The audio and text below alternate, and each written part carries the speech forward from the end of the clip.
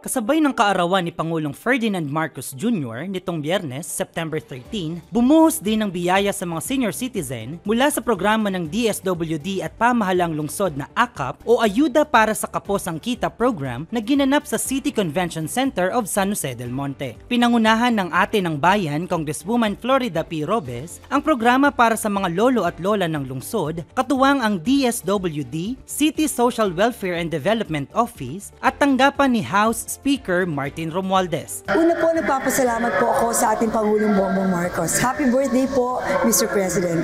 Kami po lahat sa lungsod ng San Jose del Monte, kasama po ng aking partner na si Mayor Arthur B. Robes, ay bumabati po talaga na isang happy birthday and thank you very much.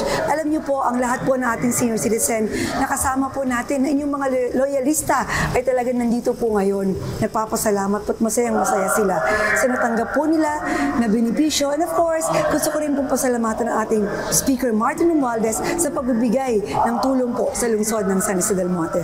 Mr. President, Pangulong Bongbong Marcos, happy birthday po and God bless you more. Ito po ay pagbibigay ng tulong na ating pong Pangulong Bongbong Marcos sa mga senior citizen na talaga pong kapos ang kita at apektado po ng mga matataas na bilihin ngayon po sa ating lugar. Mula sa mga damit, pagkain at hanggang sa 5,000 tulong pinansyal na natanggap ng bawat isa, nagdulot ito ng labis na kasiyahan sa mga Sanoseño at makabuluhang pagdiriwang sa kaarawan ni Pangulong Bongbong Marcos. Ako po ay nagsumikap na masali dito sa programang ito na AKAP at napakalaking tulong po sa amin ito at kami po kasing mag-asawa ay parehong senior na.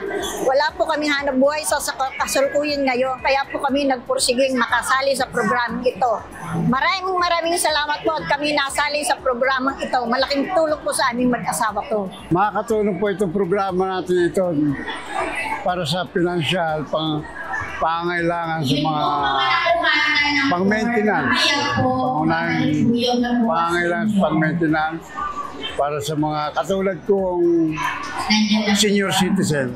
Maraming pong salamat kay Ate Kong, Mayor Arthur, lalo na kay Pangulong Bongbong Marcos. Sina Nanay Flor de Liza at Tatay Hill ay ilan lamang sa halos 1,000 senior citizens na kabilang sa mga low-income earners at low business earners na natulungan ng programa. Ang mga ganitong programang nasyonal ay sinisikap na maisakatuparan at maipaabot ng pamahalang lungsod sa pangunguna ng magkatuwang sa serbisyo, Mayor Arthur B. Robes at Congresswoman Ate Rida P. Robes sa bawat pamilyang Sanoseño. Dahil dito, ipinaabot ng mga Sanoseño ang kanilang taus-pusong pasasalamat at pagbati. Mula po sa City Social Welfare and Development Office ng San Jose del Monte, Bulacan, happy birthday po, Pangulong Bongbong Marcos. Happy birthday, Pangulong Bongbong Marcos! Happy birthday, Pangulong Bongbong Marcos! Yay! Happy birthday, Pangulong Bongbong Marcos! Sa ngalan po ng lungsod ng San Jose del Monte, Bulacan, sa pangunguna po ng ating Mayor Arthur B. Robes,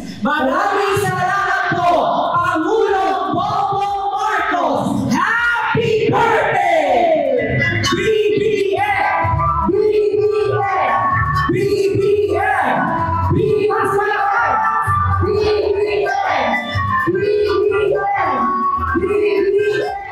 Para sa Balitang Sanoseño, ako si Jello Darantino, Public Information Office.